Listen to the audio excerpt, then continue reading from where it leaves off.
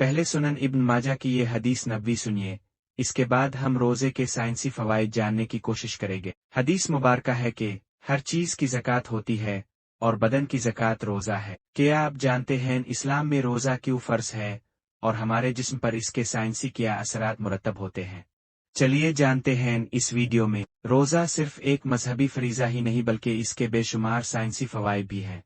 جدید تحقیق کے مطابق روزہ رکھنے سے جسمانی اور ذہنی صحت پر مثبت اثرات مرتب ہوتے ہیں۔ روزہ رکھنے سے ہاضمے کے اعضاء کو آرام ملتا ہے اور نظام انہضام بہتر ہوتا ہے۔ کھانے کے درمیانی وقفے کی وجہ سے معدہ اور آنتیں خود کو ڈیٹاکس صاف کرتی ہیں، جو مجموعی صحت کے لیے فائدہ مند ہے۔ روزے کے دوران جسم ذخیرہ شدہ چربی کو توانائی میں بدلتا ہے، جس سے وزن کم کرنے میں مدد ملتی ہے۔ انسولین کی سطح متوازن رہتی ہے، جس سے موٹاپے کے مسائل کم ہوتے ہیں۔ روزہ رکھنے سے انسولین کی حساسیت بہتر ہوتی ہے، جس سے خون میں شوگر کی سطح متوازن رہتی ہے۔ یہ خاص طور پر ذیابیطس کے مریضوں کے لیے فائدہ مند ثابت ہو سکتا ہے۔ روزے کے دوران جسم خود کو فاسد مادوں سے پاک کرتا ہے۔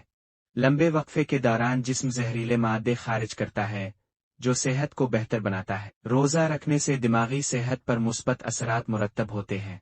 تحقیق کے مطابق روزہ رکھنے سے یادداشت بہتر ہوتی ہے اور نیورونز دماغی خلیے زیادہ فعال ہوتے ہیں، جس سے الزائمر اور ڈپریشن جیسی بیماریوں کا خطرہ کم ہو جاتا ہے۔ روزہ رکھنے سے سفید خون کے خلیات کی پیداوار میں اضافہ ہوتا ہے، جو بیماریوں کے خلاف جسم کی مدافعت کو مضبوط بناتا ہے۔ روزہ رکھنے سے خراب کولیسٹرول LDL کم ہوتا ہے اور اچھے کولیسٹرول HDL کی سطح بڑھتی ہے، جس سے دل کی بیماریوں کا خطرہ کم ہو جاتا ہے۔ تحقیق سے ثابت ہوا ہے کہ روزہ رکھنے والے افراد کی عمر لمبی ہوتی ہے کیونکہ یہ جسم کو صحت مند رکھتا ہے اور عمر بڑھنے کے اثرات کو کم کرتا ہے۔ روزہ ایک مکمل قدرتی علاج ہے جو جسمانی، ذہنی اور روحانی صحت کے لیے مفید ہے۔